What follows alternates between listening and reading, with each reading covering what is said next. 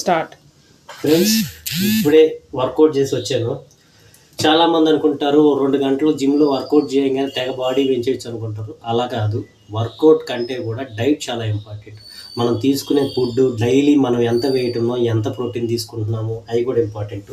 Protein కంటే కూడా ముందు క్రియాటిన్ అనేది కంపల్సరీ.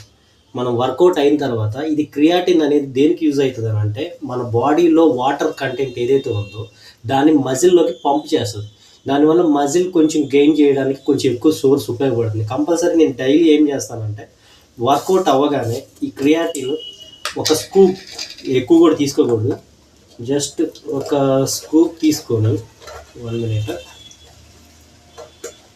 ఇంతే, ఒక స్కూప్ క్రియాటిన్ ఒక గ్లాస్ వాటర్లో తీసుకొని తాగాలి.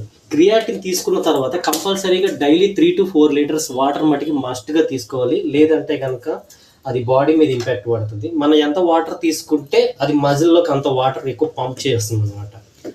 కంపల్సరీగా ఇది మటుకి మీరు మిస్ చేయకండి, కంపల్సరీ యూజ్ అవుతుంది.